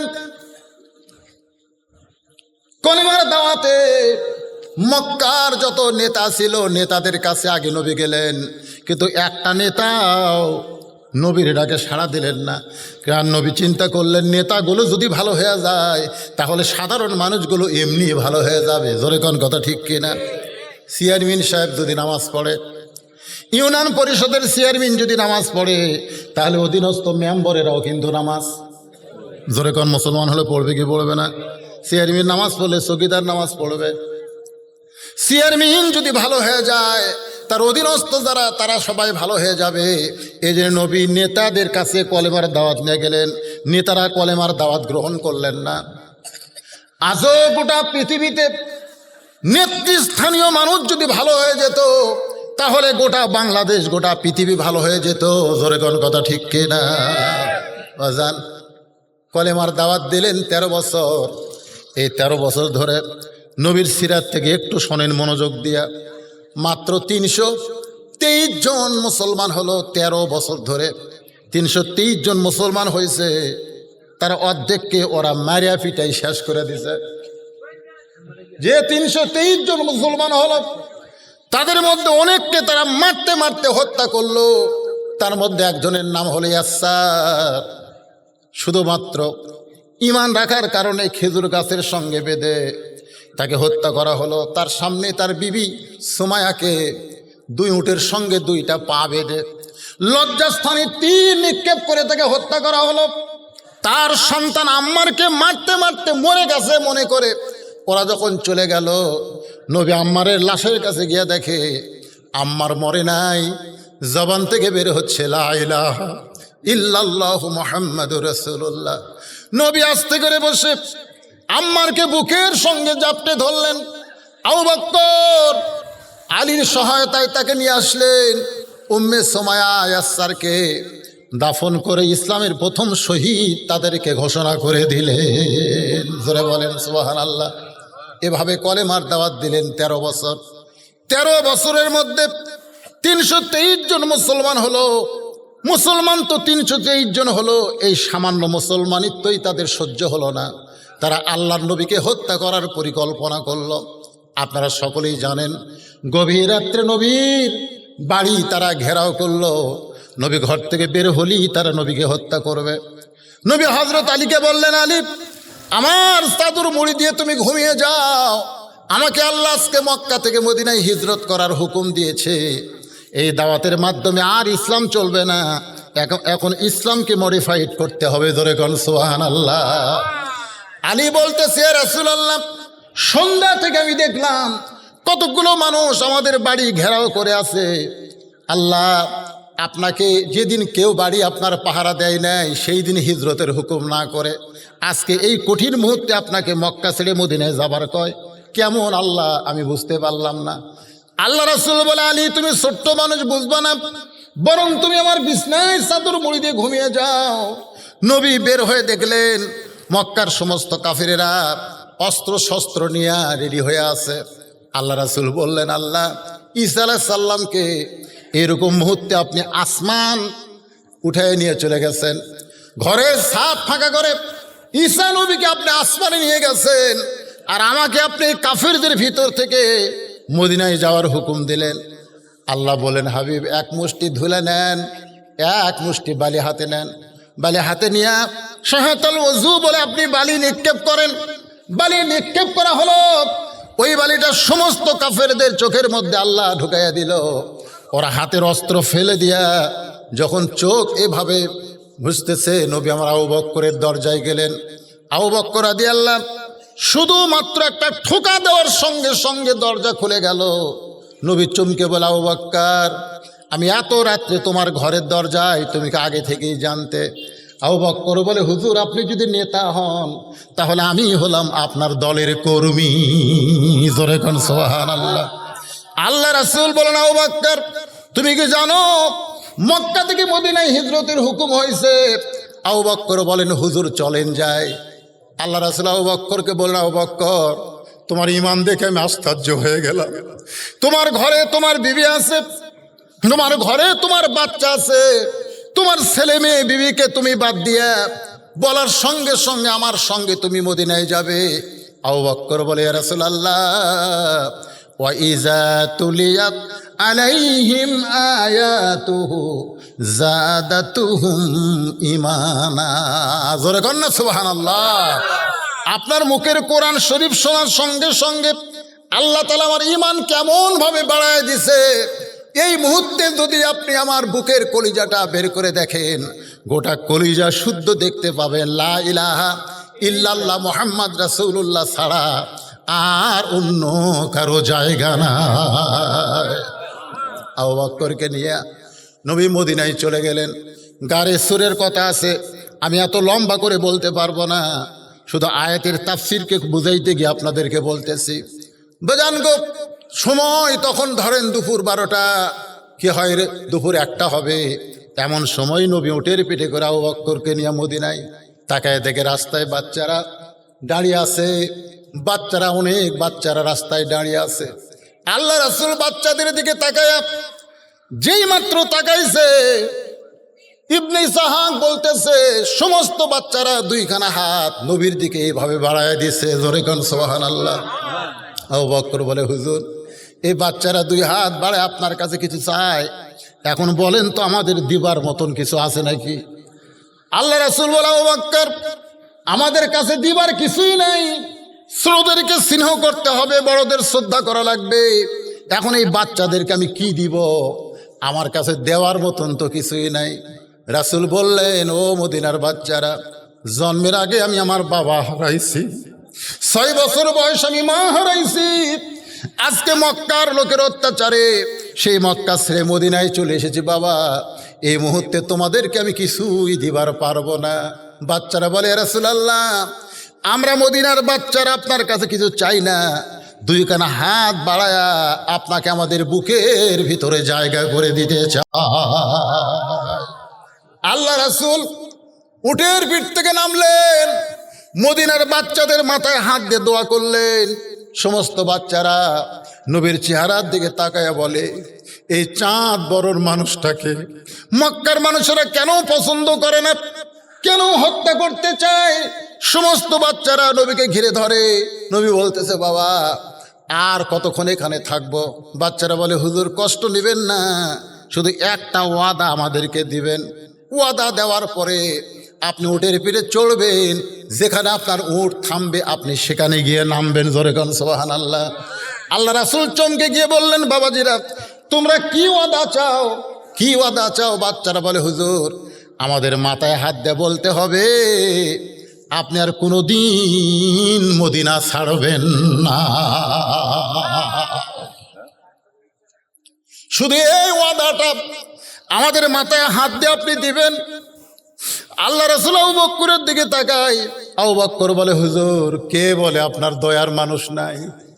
তাকায় দেখেন এই বাচ্চারা আপনাকে কত ভালোবাসে, আপনাকে থাকার ওয়াদা চাচ্ছে। আল্লাহ রাসূল সমস্ত বাচ্চাদের মাথায় হাত দিলেন, ওয়াদা করলেন, বাবা আমি আর তোমাদেরকে ছেড়ে কোনোদিন যাব না। নবী যখন মৃত্যুর বিছানায়, এমন সময় ফেরেশতা জিবরাইল এসে নবীকে সালাম দেয়, আসসালামু আলাইকা ইয়া রাসূলুল্লাহ। আল্লাহ নবী বলে, জিবরাইল কি খবর? বলে, হুজুর ওই যে তাকায় দেখেন আজরাইল দাঁড়িয়ে আছে, কিছুক্ষণ পর আজরাইল এসে আপনার জানটা কবজ করবে। আল্লাহ রাসূল জিবরাইলের সালাম নিলেন। জিবরাইল বিদায়ের পরে আজরাইল এসে নবীকে সালাম দিয়ে বলে, ইয়া রাসূলুল্লাহ মনে কষ্ট নেবেন না, আল্লাহ আমাকে হুকুম করেছে, হুজুর আল্লাহ আমাকে হুকুম করেছে আপনার দেহ থেকে প্রাণ পাখিটা কবজ করে আল্লাহর আরশে পৌঁছায় দিব। আল্লাহ ডান পাশে লা ইলাহা ইল্লাল্লাহ আর আরশের বাম পাশে মুহাম্মদ রাসূলুল্লাহকে সেট করে দিবে। লিল্লাহু তাকবীর। আজকে বাংলাদেশের অনেক মসজিদে আমরা দেখি এক পাশে লা ইলাহা ইল্লাল্লাহ আছে না নাই, যেখানে আছে না নাই, আর এক পাশে কি মুহাম্মাদুর রাসূলুল্লাহ। অনেক অনেক লোক বলে যে একই লাইনে আল্লাহ এবং রাসূলের নাম রাখা যাবে না। এখন কিছু ফেতনাবাজ বার আছে, এখন কিছু ফেতনাবাজ কিন্তু আপনাদের মধ্যেও হয়তো এরকম বলবে যে আল্লাহর সাথে রাসূলের নাম রাখা যাবে না। দেখেন যে রাসূলের মাধ্যমে আমরা আল্লাহকে পেয়েছি, এখন অনেকে কিন্তু সেই রাসূলকে ছোট বানায় দেয়, আছে না নাই? আল্লাহ বলেছেন ওয়ারাফানা লাকা যিকরাক। ওয়ারাফা মানে কি? ওয়ারাফা মানে কি? সবার উপরে আপনাকে আমি আসন দিয়েছি, ধরে কারণ সুবহানাল্লাহ, সবার উপরে ওয়ারাফানা লাকা যিকরাক। তারপরে আল্লাহর রাসূলের চরিত্র সম্পর্কে আল্লাহ কি বললেন? কি বললেন? ইন্নাকা লাআলা খুলুকিন আযীম। আল্লাহর একটা আজিম নামটা নবীর চরিত্রের সঙ্গে যোগ করে দিলেন, জোরে কান সুবহানাল্লাহ। ফেরেশতা আজরাইল বললেন, ইয়া রাসূলুল্লাহ আপনার জানটা কবজ করে ওই আল্লাহর আরশে নিয়ে যাব হুজুর, আপনি যদি হুকুম দেন। নবী ছোট বাচ্চার মতন কান্না শুরু করে দিলেন। নবীর কান্না দেখে আজরাইল বলে, ইয়া রাসূলুল্লাহ কান্দেন কেন? নবী বলতেছে, আজরাইল মদিনার বাচ্চাদের মাথায় হাত দেওয়া আদা করেছি, আমি কোনোদিন মদিনা ছাড়বো না। আজকে আমার দেহ থেকে রুহুটা নিয়ে যদি আরশে যাও, তাহলে মদিনার বাচ্চাদের মাথায় হাত দেওয়া আদা করলাম, ওয়াদা খেলাফ হয়ে যাবে। আজরাইল বলে, আল্লাহ তাহলে কি করব? আল্লাহ বলতেছে, ও আজরাইল তুমি জানো না আমি আল্লাহর চাইতেও নবী তার উম্মতকে বেশি ভালোবাসে। উম্মতের দরদে নবী দুনিয়া ছেড়ে যখন আসবে না, তাহলে শোনো, প্রত্যেকটা মুমিন বান্দার রুহুকে কবজ করে আমি ইল্লিন নামক জান্নাতের বাগানে জায়গা করে দেই। আর যারা কাফের বেঈমান তাদের জীবনটা কবজ করে সিজ্জিন নামক জাহান্নামের অতল তলদেশে ফেলে দেই। কিন্তু আমার নবীর রুহুটা কবজ করে নবীকে যখন রওজা মোবারকে দাফন করা হবে, ওই দাফন করার সাথে সাথে আবার দেহের মধ্যে রুহুটা ঢুকায়া দাও। লিল্লাহু তাকবীর। এই জন্যে আমাদের নবী হলো জিন্দা নবী, আমাদের নবী হলেন হায়াতুন নবী। যদি আমরা দরুদ পড়ি, আপনাদের এই ধর্ম দাসগাতি সঙ্গে সঙ্গে একদল ফেরেশতা এই দরুদগুলো নবীর রওজা মুবারকে জমা দিয়া দেয়। সুবহানাল্লাহ বলেন না কেন? নবীর রওজায় জমা দিয়ে দেয়। আপনাদের কি মনে হয় মরা নবী না জেতা নবী? এই রবিউল আউয়াল মাসে কি চিন্তা করতেছেন? আসেন আয়াতের মুমিনদের ৩ নম্বর বৈশিষ্ট্য হলো ওয়ালা রাব্বিহিম ইয়াতাওয়াক্কালুন। এই এদি ছেলেবেলে চিল্লাই কেন? ১ নম্বর বৈশিষ্ট্য হলো ইজা যুকিরাল্লাহ ওয়াজিলাত কুলুবুহুম। মনে আছে না ভুলে গেছেন? ২ নম্বর বৈশিষ্ট্য হলো ওয়াইদা তুলিয়াত আলাইহিম আয়াতুহু জাদাতুহুম ঈমানান, ঈমান বাড়ার। আর ৩ নম্বর বৈশিষ্ট্য হলো ওয়ালা রাব্বিহিম ইয়াতাওয়াক্কালুন। ইয়াতাওয়াক্কালুন খুব খেয়াল করবেন। এখন প্রতিদিন বলে চলো মসজিদে যাই, মনে আছে না ভুলে গেছেন? চেয়ারম্যান থাকতে শুরু করছিল, চেয়ারম্যান তো চলে গেছে। তো তুই নামাজ পড়েও যাবে, না পড়েও তাই। নামাজ পড়েও যায়, না পড়েও তাই। চিন্তা করতেছে আগে তো এইভাবে ডাইরেক্ট কাজ করলে হবে না, এটা কি করা দরকার। ও রায়গঞ্জ বাজার, আপনার বাজারের নাম কি? ধানগড়া বাজার। ধানগড়া বাজারে 3:30টার সময় ওর সাথে দেখা। সো বলতে ভাই যাই, এই তুই নামাজ পড়েও যাবে, না পড়েও তাই। তো বলতেছে আমি কি তোমাকে নামাজের কথা কইছি, খালি বলছিস যাই। তুমি তো এক নামাজের কথা ছাড়া আমার কিছু কও না। আরে পাগল, এখন 3:30 বাজে, এখন তো বোঝা লাগবে তো এটা কোনো নামাজের সময়। কয় না, আমি মনে করছি এক নামাজ ছাড়া তোমার কোনো দাওয়াত নাই, এই জন্য আমি মনে করছি যাই মানে ওটাই। তো করছে না, আজকের দাওয়াত হলো চা খাওয়ার। এখন আপনারাই বলেন, যে ব্যক্তিকে নামাজের দাওয়াত দিলে যে গরম হয়, অক যদি চা খাওয়ার দাওয়াত দেন ওই কি সেই গরম? ও কিন্তু আশ্চর্য হয়ে বলবে, কে তুই তো এইরকম চা খাওয়ার দাওয়াত কোনোদিন দেশ নেই। সেই ভাইরে তোকে নামাজের দাওয়াত দিতে দিতে দেখছি যে কাম হবি না, চিন্তা করছি তোকে আর নামাজের দাওয়াত দেবো না, চলো চা খাই। বিল চা লাগে আমি দেবো। তুমি কি মনে করছো তোমাকে চা খেলে বিল তোমাকে দেওয়া লাগবে? কারণ চা খাওয়ার যায় দোকানে বলতে যে ভাই কি কি ভালো আছে, বলে দেখেন কি খাবেন, পেঁয়াজি দাও, জিলাপি দাও, নিমকি দাও, যা আছে দাও। তো বলতে ভাই কত খেলাবেন? খান ভাই, আপনি আর ভাই না, খান। খাইতে খাইতে 40 টাকা যেই খাওয়া আছে। ধানগড়া মসজিদে আসরের আজান দিছে, 40 টাকা খাওয়া হতে আসরের আজান। এখন বলতেছে ভাইরে আল্লাহ ডাকতেছে, আমাকে যাওয়া লাগবে। আমি নিয়ত করছিলাম তোমাকে 50 টাকা খিলাবো, নিয়ত করছিলাম কয়টা খিলাবো? 50 টাকা খিলাবো, কিন্তু এই যে দেখো তো মুয়াজ্জিনের আক্কেল নাই, এটা 10 মিনিট পরে দিলি তো 50 টাকা ফুরে তো। এই যে আজান দিল, এই আজান দেওয়ার জন্য দেখো তোমাকে 40 খিলাতেই এখন আমাকে ডাক দিল। তো তুমি এখানে বসে থাকবা, সিয়ার যেন ছাড়ো না, খালি নামাজ পড়ে সেই 10 টাকা, মানে 50 টাকা টার্গেট আজকে পুরো করা লাগবে। এই কথা বলে লোকটা নামাজের দিকে যাচ্ছে, ইতিমধ্যে খপ করে হাত ধরছে। হাত ধরে বলতেছে ভাই তুমি একলা যাবা, আমার কবা না? তো বলতেছে না ভাই, এতদিন বহুদিন কইছি ভাই, কাম হয়নি। আরে মেয়ে এতদিন কইছো খালি খালি খালি খালি খালি ব্যাগের দাম আছে, খালি পকেটের দাম আছে, খালি বস্তার কোনো দাম আছে, খালি ওয়াজ শোনা লাভ আছে, খালি। এখানে যখন ব্যাগ গেল, আপনারা হয়তো কেউ ব্যাগের দিকে দিলে, আমি দেখছি তো, আর আদায় হচ্ছে না, তোলার দরকার, ওটার দরকার নেই, আপনারা আর ওঠেন না, যে কয়েকজন আছেন পাকা মুসলমান একটু বসে থাকেন। তো এখন খালি পকেটের টাকা আছে কিন্তু ব্যাগত গেল না।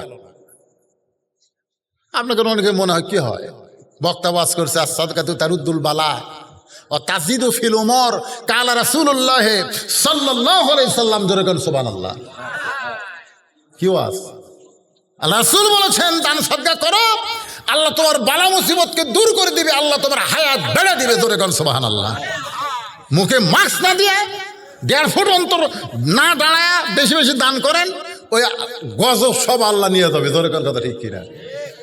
হুজুর তো 500 টাকা করে চাচ্ছে, কেউ দিচ্ছে না। তো এক লোক মাঝখানে বসে আছে, আর বহু খুব অসুস্থ, বহু ডাক্তার দেখাচ্ছে, কাম হয় না।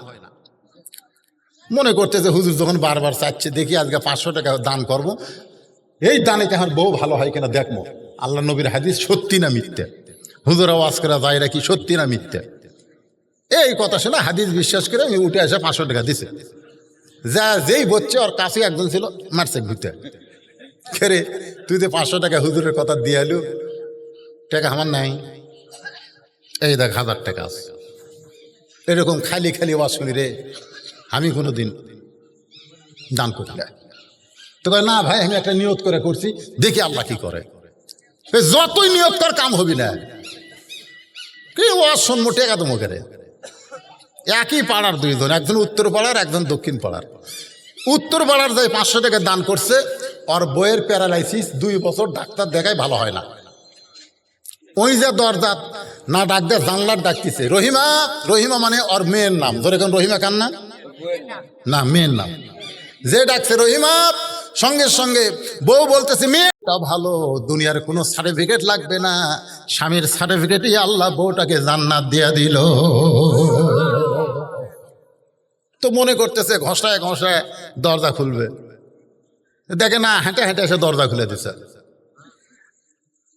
স্বামী কয় আলহামদুলিল্লাহ। খেরে ন্যাংরা তুই হাঁটিস কেমনে? তাই বলতেছে যে কি যে হলো, আজকে রাত্রে স্বপ্ন দেখতেছি, তুমি তো ওয়াজ করবে গেছে, আমি স্বপ্নে হাঁটতেছি, স্বপ্নে হঠাৎ আমার ঘুম ভেঙে গেল। তখন আল্লাহ বললাম, আল্লাহ তুমি আমার পাও কেড়ে লিয়ে স্বপ্নে আবার আমাকে হাঁটাও। তাই আস্তে আস্তে পায়ের দিকে দেখি পায়ের মধ্যে শক্তি, তা আমি আস্তে করে এক পা নামালাম, দেখি না এই পাও শক্তি, দুই পাও হেঁটে হেঁটে কলে টিউবওয়েলে গেলাম, উজু করে তাহাজ্জুদের নামাজ পড়তেছি, আর তুমি এমন সময় রহিমাকে ডাকতেছ। তো নামাজের খবর কি? বলে আল্লাহ রাসূল বলেছেন একমাত্র ফরজ ইবাদত বাদ দিয়া স্বামী যদি বউকে ডাকে সমস্ত ইবাদত বাতিল হয়ে যাবে। স্বামীর ডাকে সঙ্গে সঙ্গে সাড়া দিতে হবে। সুবহানাল্লাহ বলেন। একমাত্র এই মায়েরা, একমাত্র ফরজ ইবাদত বাদ দিয়ে সুন্নত কন নফল কন নিয়ত বান্দার পরেও যদি স্বামী ডাক দেয়, নিয়ত ছাড়া স্বামীর ডাকে সাড়া দিতে হবে। কারণ রাসূল বলেছেন আল্লাহর পরে কাউকে যদি সেজদা দেওয়ার হুকুম থাকতো তাহলে প্রত্যেকটা বউকে বলা হতো স্বামীর পায়ে সেজদা কর, কিন্তু আল্লাহ ছাড়া কাউকে সেজদা করার হুকুম নাই। এই কথার দ্বারা রাসূল বুঝালেন আল্লাহর পরেই প্রত্যেকটা বউয়ের কাছে সবচাইতে দামি হলো তার স্বামী। ধরে কোন কথা ঠিক কিনা? কথা কন না কেন? হ্যাঁ, আজকে আর আপনারা তো স্বামী তো হওয়ার পারেননি, একে দুর্বল হয়ে গেছেন বউয়ের কাছে, না জানি কি হয়। আপনার সামনে আপনার মাকে আপনার বউ যা ইচ্ছা তাই করতেছে, আপনার সামনে আপনার বাবাকে আপনার বউ যা ইচ্ছা তাই করতেছে। হ্যাঁ, আর ওয়াজে শোনেন নাই? আমি এমন কোনো ওয়াজ নাই যেটা আমি বাদ দিছি। ক্যাসেট শুনলি দেখবেন, শ্বশুর আসলে ট্যাংরা মাছ, পটাশে মাছ, ইলিশ মাছ, দই মিষ্টি। সোমবার আসবি, রবিবার থেকে আমার বউ সাইজ হচ্ছে, ওর বাপ আসতেছে, আর আমার খালি সমানে লিস্টি করে দিচ্ছে, এটা খাবে আমার বাপ, এটা খায়, এটা খায়। তো শ্বশুরুক আমার বউ খিলাচ্ছে খুব আনন্দ নিয়ে। আমার বাপ আছে, আমার বাপ দিছে পুরানা বিস্কুট, আমার বাপ একটা করে বিস্কুট খায় আর লোক দাঁতের মধ্যে ঢুকায়, বিস্কুট খায় আর লোক ঢুকায়, মানে মাড়ির সাথে বেজা যায়। তা আমি কাছে আসতে আমাকে বলতে, হুজুর কি বিস্কুট কিনেন? হুজুর আপনি কি বিস্কুট কিনেন? 10টা বিস্কুট। আমি যতবার আসি এই বিস্কুট আপনার বউ দেয় আর খালি দাঁতের সাথে লাগা যায়। আমি চিন্তা করলাম, কে রে তোর বাপ আসলে এত কিছু, আর আমার বাপ আসলে 22টা বিস্কুট, যেটা 22টা হয়ে গেছে, মানে সেটা গেছে। কি কন? আমি আস্তে করে ঘরত গেলাম, যে তাকাইছি বইয়ের দিকে, বউ যেই তাকাছে মুচকি হাসি দিলেন। ও দো ইলা সাবিলি রব্বিকা বিল হিকমা, একটু হিকমত, মুচকি হাসি দিলাম।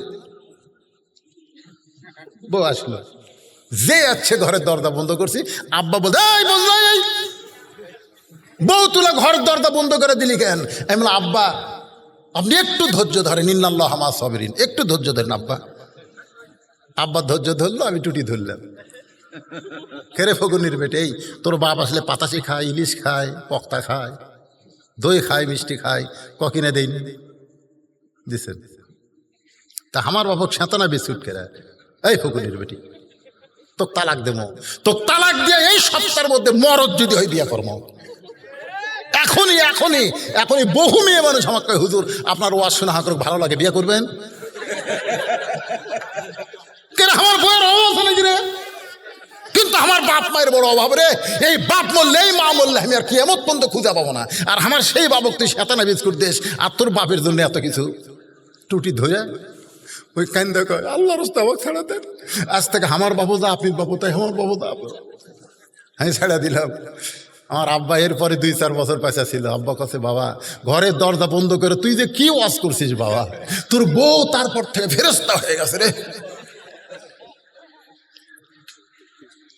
আমার মায়েরা বোনের একটু মনোযোগ দিয়ে শোনেন, নিজের বাবাকে যেমন আপনি ভালোবাসেন আপনার শ্বশুরকেও তেমন ভালোবাসবেন। আপনি কি দেখেন না আপনার স্বামী আপনার বাবাকে কেমন ভালোবাসে? শ্বশুর আসলে দেখবেন প্রত্যেকটা জামাই গোস্ত কিনতে যায়, যায় কি যায় না, কতক্ষণ যায় কি যায় না। প্রত্যেকটা জামাই শ্বশুরকে ভালোবাসে, শ্বশুরকে সালাম দেয়, শ্বশুরের সঙ্গে ভালো ব্যবহার করে।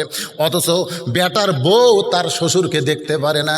আমি মায়েদেরকে অনুরোধ করি, আপনি যদি আপনার স্বামীর ভালোবাসা চান তাহলে অবশ্যই তার বাপ মাকে আপনি ভালোবাসবেন। আসেন, যেই কথা বলতেছিলাম, ওয়ালা রাব্বিহিম ইয়াতাওয়াক্কালুন, এই কথা বলতে গিয়ে আপনাদেরকে নিয়ে গেছি সেই ধানগড়ার মসজিদে, মনে আছে? এরা ভুলে গেছেন? তা এখন বলতেছে ভাই এতদিন খালি খালি খালি খালি, আজকে 40 টাকা খরচ করছিস, তুই একলা যাবি মানে? আমি সেখান থেকে বলতেছি খালি খালি ওয়াজ শুনে, তো এখন ওই ন্যাংরা বউ দিছে খুলে, মনে আছে না? বলে গেছেন, দরজা খুলে দিছে, বলতেছে আমি তাহাজ্জুদে নামাজ পড়তেছি আর আপনি ডাকছেন, নামাজ ছেড়ে দিয়ে যায়। দরজা খুলে দিল, লিল্লাহে তাকবীর, স্বামী তকবীর দিছে, বউ কই কে সে তকবীর, কই 500 টাকা দিছি রে, ওই যে 500 টাকা চাইছিল। আস-সাদকাতু তারুদ্দুল বালা, নবীর হাদিস সত্য, এই জন্য তকবীর আমি একলাই দিলাম। এই 500 টাকা দান করার কারণে এই রে তোর পাও ভালো হয়ে গেছে।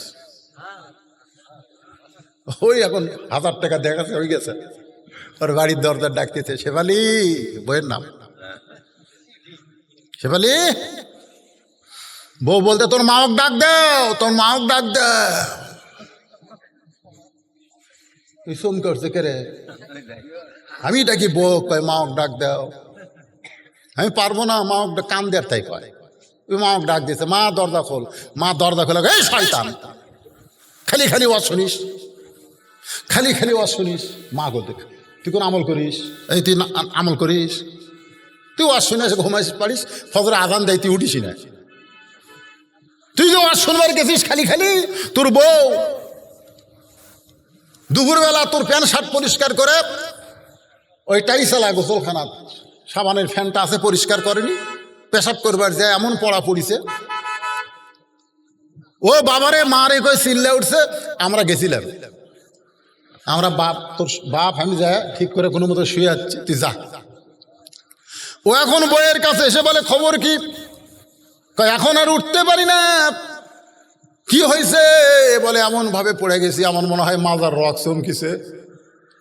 পরদিনে অ্যাম্বুলেন্স করে বগুড়া শহীদ যে মেডিকেল কলেজে নিয়ে আসছে, ডাক্তার বলতেছে এটা বগুড়া হবে না, এটা ঢাকা পঙ্গু হাসপাতাল নিয়ে যাওয়া লাগবে, কারণ রক এমন জায়গা ছিটছে আমরা এটা ঠিক করে দিতে পারবো না। কয় টাকা বাঁচাছে? কয় টাকা বাঁচাছে? 1000 টাকা দেখাচ্ছে, দেখ আমার নেই। বউ এখন ঢাকা পঙ্গু হাসপাতালে 12,000 টাকা দিয়ে অ্যাম্বুলেন্স ভাড়া করছে, ওইখানে 1 মাস থাকছে, কয়েক লাখ টাকা জমি ধান যা ছিল। এই মাইকের সাউন্ড হঠাৎ এরকম হলো কেন? সব বিক্রি করে দিয়ে ডাক্তার কইছে 1-8 বছর বউ টিউবওয়েল পাড়ে যাওয়া পারবে না, তুমি পানি ভরে তোমার বউ গোসল করে দিবে। খালি খালি খালি ওয়াজ শোনা। এই হাফেজি মাদ্রাসায় ওয়াজ শুনবার আসলে খালি ওয়াজ শুনে যাবেন। মাদ্রাসা দুর্বল হয়ে গেলে নানা রকম বিপদ আপনাদের মাথায় আল্লাহ দিতে পারে। এজন্য আপনাদের মধ্যে এমন কোন ব্যক্তি আছে যে খালি ওয়াজ শুনবে না? সবাই কম বেশি এই মাদ্রাসায় নগদ হোক বাকি হোক দান করবেন, এরকম কোন আল্লাহর বান্দা আছেন? আছেন? টাকা পকেটত আছে না বাড়ি থুয়ে যাচ্ছেন?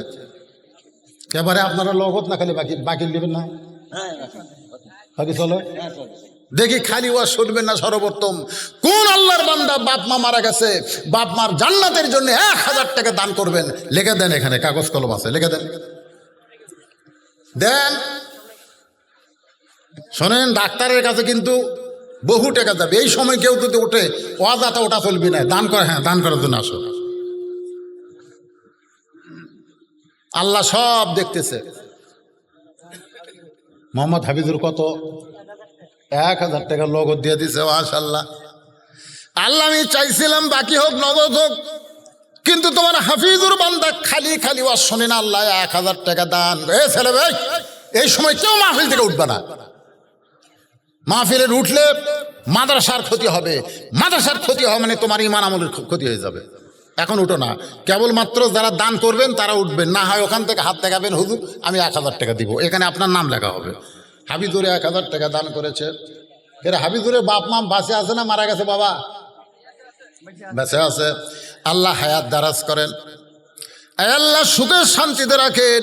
1000 টাকা দেওয়ার কারণে আপনি বলেছেন ওমা তুনফিকু মিন শাইইন ফি সাবিলিল্লাহি ওয়াফা ইলাইকুম ওয়া আনতুম লা তুজলামুন। এই হাবিজে বলে কোজার কেসা হতে পারে মানুষ এই 1000 টাকা দেখছেন? এক হাফিজুর 1000 টাকা নগদ দান করে আবার মাদ্রাসার এতিমদের জন্য 50 কেজি চাল, জোরে বলেন মারহাবা, লিল্লাহি তাকবীর। দেন বাবা, বলেন বলেন। এই মাদ্রাসার সভাপতি, সেক্রেটারি, কেশিয়ার সদস্য যারা আছে, মাদ্রাসার হিতকাঙ্ক্ষী, মাদ্রাসা চলে কি করে? কি দিয়ে চলে বাবা? মাদ্রাসার হুজুরকে মাসিক দান আছে নাকি? আপনারা মাসিকও হতে পারেন, মাসে 100, বছরে 1200, এরকম দাতা সদস্য, জান্নাতি সদস্য কারা হবেন? আবু বকর, ওমর।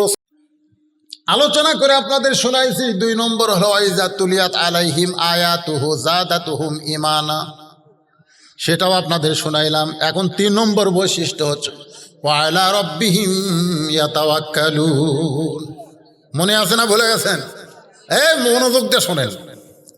এখন বলতে যে ভাই প্রতিদিন খালি খালি, আজকে আমার পিছনে 40 টাকা খরচ করেছো, আজকে তুমি না বললেও আমার একটা সৌজন্য আছে, বোধ, সৌজন্য বোধ, এর নাম কি?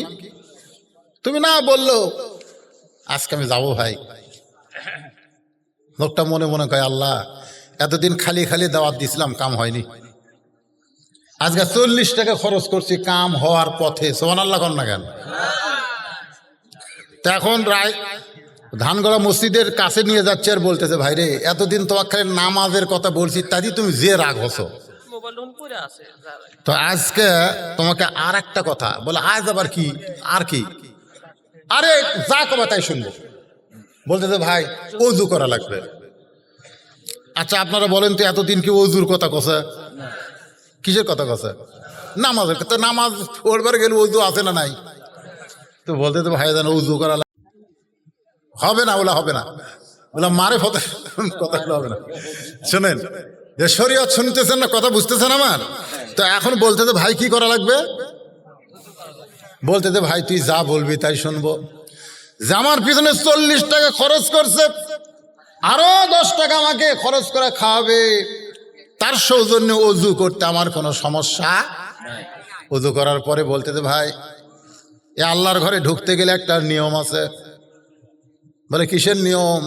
বলে ডান পায়ে ঢোকা লাগবে, ডান পায়ে ঢুকতে হবে।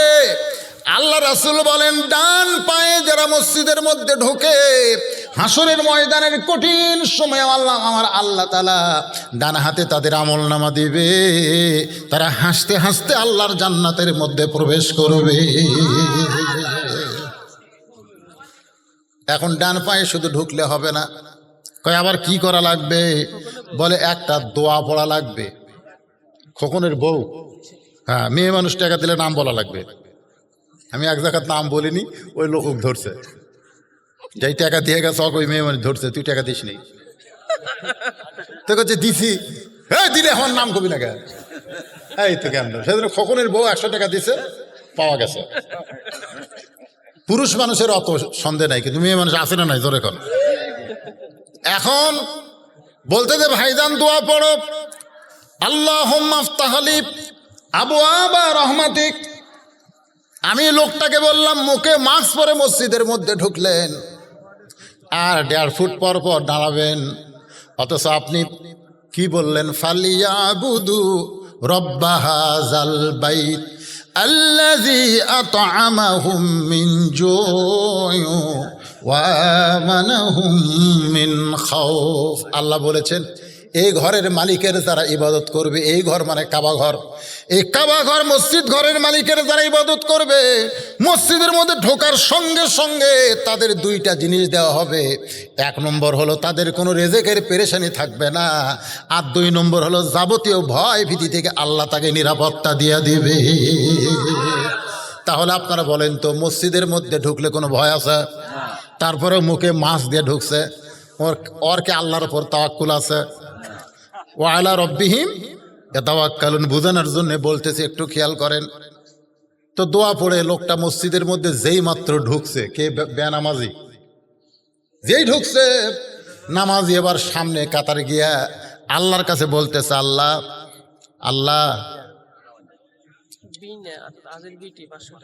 বিনা হাজী সাহেবের বেটি 500 টাকা দান করছে, মা বিনা, আল্লাহ মার দান কবুল কর, আল্লাহুম্মা আমিন। এখন সামনে কাতারে গিয়ে, ভাইজান একটু মনোযোগ দিয়ে শোনেন, সামনে কাতারে গিয়ে বলতেছে, আল্লাহ এখন টাকা দেন না তো, পরে দেন। আল্লাহ এতদিন খালি খালি দাওয়াত দিছে, চটকা দিছে, বগুড়ার ভাষা হলো চটকা দেওয়া। তুই নামাজ পড়েও তো, আমি না পড়েও তাই। আজকে 40 টাকা খরচ করার কারণে তোমার বান্দা মসজিদের মধ্যে ঢুকছে। আমার দায়িত্ব হলো তোমার বেনামাজি বান্দাকে মসজিদের মধ্যে ঢুকান, আর তোমার দায়িত্ব হলো হেদায়েতের মালা পরান। যেরকম সুবহানাল্লাহ। আমার দায়িত্ব হেদায়েত দেওয়া না, আমার দায়িত্ব কি? দাওয়াত দেওয়া। যেরকম আমার দায়িত্ব কি? কথাটা শোনেন, আমার দায়িত্ব হলো দাওয়াত দেওয়া। আমি দাওয়াত দিয়ে যেভাবেই হোক তোমার বান্দাকে মসজিদের মধ্যে ঢুকেছি। এখন তুমি ইসলামের মধ্যে ঢুকাবা না সেটা তোমার, আমার দায়িত্ব শেষ, এখন তোমার শুরু। এইভাবে যখন দাওয়াতকারী আল্লাহর কাছে বলতিছে সামনে কাতারে গিয়া, আপনারা বলেন তো আল্লাহ তার কথা শুনবে না? কখন শুনবে না? আসরের নামাজ শেষ হয়ে গেল, সবাই মসজিদ থেকে বের হয়ে যায়, কিন্তু এই বেনামাজি যে আজকে আছে আসরের নামাজ পড়ছে, ইচ্ছা করা পড়ে নাই, 40 টাকা খিলানোর কারণে পড়ছে, ইচ্ছা করা ঢোকে নাই, সৌজন্য নিয়ে ঢুকছে। সবাই বের হচ্ছে, কিন্তু ওই লোকটার মসজিদ থেকে বের হয় না। বলতে তো ভাইজান আরো 10 টাকা খাওয়া লাগবে। নামাজ হয়ে গেছে, আল্লাহ কোরআনে বলেছে, ফাইজা কুদিয়াতিস সালাতু ফান্তাশিরু ফিল আরদ। নামাজ হয়ে গেছে, নামাজ হয়ে গেছে, এখন আর মসজিদের মধ্যে থাকা চলবে না। নামাজ হয়ে গেলে মসজিদ থেকে বের হওয়া লাগবে। এখন সবাই জোহরের নামাজ পড়ে বাড়িতে গেছে, কিন্তু ওরা 4 জন 5 ফ্যান দিয়ে গল্প মারতেছে। 4 জন মুসল্লি ফ্যান ঘুরতেছে, কটা কথা কয় না, 5টা ফ্যান ঘুরতেছে, ওরা 4 জন বসতে গল্প করতেছে। কেরে এবার ওয়াজ হবি? গত বছর তো হলো না রে। ভালো ভালো হুজুরগুলো সব ধরেই ফেলে দিছে। এখন যারা এই কথা কবি এর গল্প করতেছে 8 ঘন্টা ধরে, ফেরেশতা কয় আল্লাহ সবাই চলে গেল নামাজ পড়ে, এরা যে 5 জন ফ্যান ঘুরায় আর গল্প করে, এদের রেজাল্ট কি? আল্লাহ বলতেছে নামাজ শেষ করার পরে সবাই চলে গেছে, এরা যে 5 জন 8 ঘন্টা ধরে ফ্যান ঘুরাচ্ছে, এই ফ্যানের বিল, কারেন্টের বিল আলাদাভাবে এরা যদি না দেয়, এরা জান্নাত যাবার পারবি না। কারণ মসজিদ ওর বাপের ঘর নয় যে ইচ্ছা মতো গল্প মারবি। জোরে কোন কথা ঠিক কিনা? মসজিদ কি কারো বাপের ঘর? ইচ্ছা মতো ফ্যান ঘুরাচ্ছেন। আর আল্লাহর বান্দার একটু মনোযোগ দেন। চলো ভাই বাইরে গিয়ে 10 টাকা বাকি আছে, চা খায়। লোকটা খালি কান্দে। বলে কি হয়েছে, কান্দো কেন? বলে নামাজের মধ্যে এত শান্তি আমি জীবনে কোনোদিন পাই নাই। নামাজের ভিতরে এত শান্তি কেমনে হয়? আল্লাহ রাসূল বলেছেন, তা'বুদুল্লাহ কান্নাকা তারাহু ফাইন লাম তাকুন তারাহু ফাইন্নাহু ইয়ারাকা। যখন কোনো বান্দা আল্লাহর নামাজের মধ্যে শামিল হয়, স্বয়ং নামাজের মালিক আল্লাহকে সে দেখতে পায়। যদি আল্লাহ দেখা সম্ভব না হয়, আল্লাহ যে তাকে দেখতেছে এই বিশ্বাস তার কলিজার মধ্যে জন্ম নেয়। ভাইজান, নামাজ এমন একটা ইবাদত, আর ইবাদত যখন বান্দা ধরবে, ওই বান্দার অন্তরে আল্লাহ তাওয়াক্কুল সৃষ্টি করে দিবে। ওই বান্দার কোনো ভয় থাকবে না একমাত্র আল্লাহ ছাড়া। ওই করোনাকে ভয় করবে না, মৃত্যুকে ভয় করবে না, ওর অন্তরে শুধু আল্লাহর ভয় থাকবে। আল্লাহ বলতেছেন, ওয়ালা তাহজানু ওয়া আবশিরু বিল জান্নাতিল্লাতী কুনতুম তুআদুন। আল্লাহ আমাদের সবাইকে কবুল করুক। সকলে বলে আল্লাহুম্মা আমিন। ইস্তিগফার পড়েন, আস্তাগফিরুল্লাহ রব্বি মিন কুল্লি জামবি ওয়া তুবু ইলাইহি। মাশাআল্লাহ, এই গ্রামের একটা জামাই ৩,০০০ টাকা নগদে দান করছে। শেরপুর বাড়ি আলমগীর হোসেন। আল্লাহ তার দানকে কবুল করেন। আল্লাহ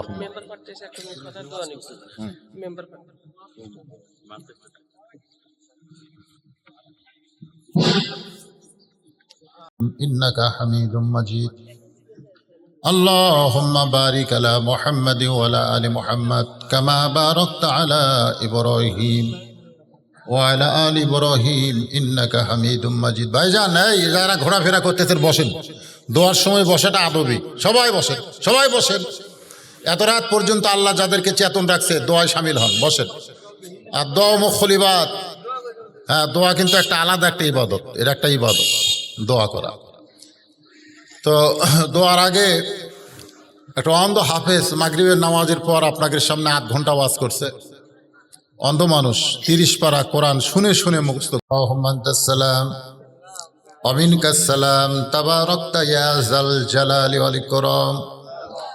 আয় আল্লাহ তাআলা, কঠিন গরমকে উপেক্ষা করে মাগরিবের নামাজের পর থেকে রাত ১টা পর্যন্ত এই দীর্ঘ সময় তোমার পাগল বান্দা বান্দিরা আরামের বাড়ি আরামের ঘুমকে বাদ দিয়া কোরআন হাদিসের মহব্বত কলিজার মধ্যে নিয়া এই জান্নাতের বাগানে বসে বসে কোরআন হাদিসের আলোচনা শোনার শেষে আমি গুনাহগারের সঙ্গে রহমতের দরজায় ফকির হয়ে দোকানা হাত তুলেছি। আল্লাহ, মেহেরবানি করে আজকের মাহফিল আমাদের সকলের হেদায়েতের জন্যে, নাজাতের জন্যে, জান্নাতের জন্যে কবুল করো।